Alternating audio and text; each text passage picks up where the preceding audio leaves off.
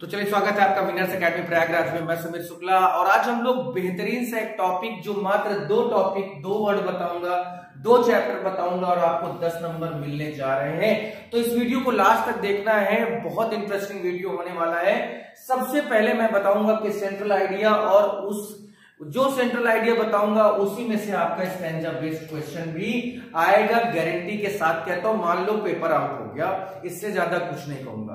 तो इस वीडियो को पूरा आपको देखना है जिससे आपको सारी चीजें क्लियर हो जाए। 5 से 6 मिनट का वीडियो, बहुत बड़ा वीडियो, आप जानते हैं समीर शुक्ला ने आपको कभी नहीं दिया, आपका टाइम वेस्ट नहीं किया, आपका डेटा वेस्ट नहीं किया।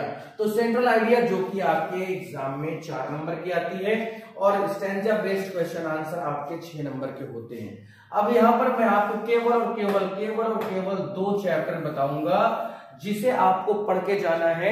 एक्स्ट्रा 3 चैप्टर मत पढ़िए, मत देखिएगा, कोई फर्क नहीं पड़ता। सिर्फ 2 चैप्टर जिसमें से आपके सेंट्रल आइडिया और जिसमें से आपके स्टैंजा बेस्ड क्वेश्चन आंसर पूछे जाने के पूरे नहीं 99% चांसेस हैं कि आ जाए।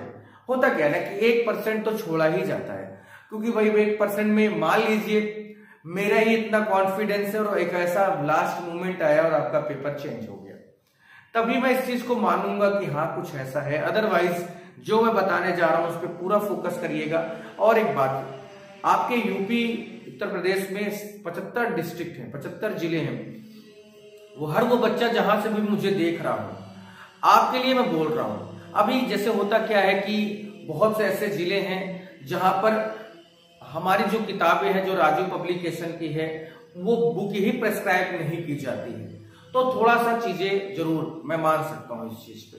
अदरवाइज वही वो जो चीजें हैं वो 1% में ही आती है, बाकी जो 99% है मैं उनकी बात कर रहा हूं। याद रखिएगा जो बताने जा रहा हूं बहुत प्यार से बताने जा रहा हूं, और सेंट्रल आइडिया भी इसी का होगा जो चैप्टर बोलने जा रहा हूं, और स्टैंजा बेस्ड क्वेश्चन आंसर भी इन्हीं के होंगे जो मैं बोलने जा रहा हूं। याद रखिएगा, ध्यान से सुनिए।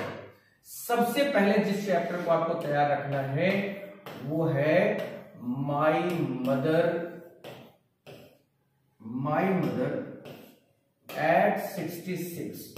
ये चैप्टर आप हर हाल में इसकी एक लाइन को पढ़ लीजिए, एक शब्द को याद रखिएगा।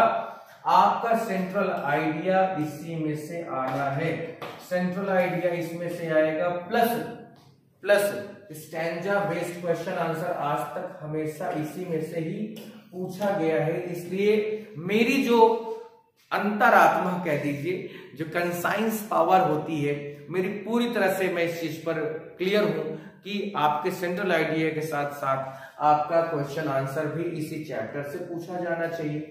लेकिन जो दूसरा हमारा जो चैप्टर है वो हमारा कौन सा है?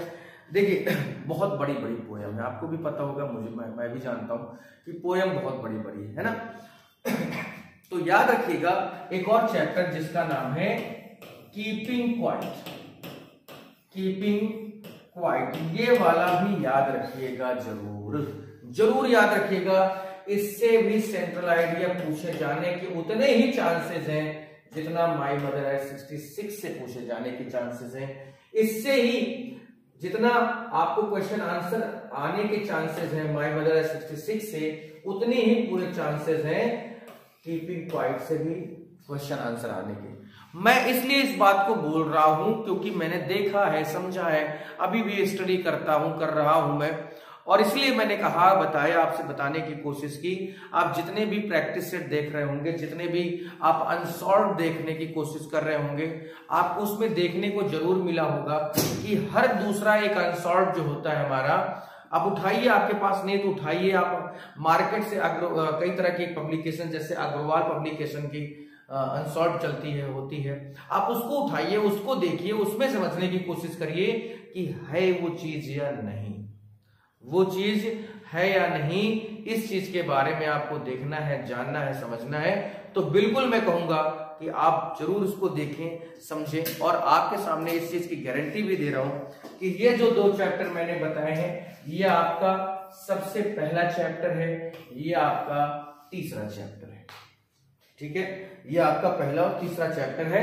बस इन्हीं को याद करिए, इन्हीं को रखिए, सेंट्रल आइडिया और question based stanza based question answer भी इजी से आएंगे।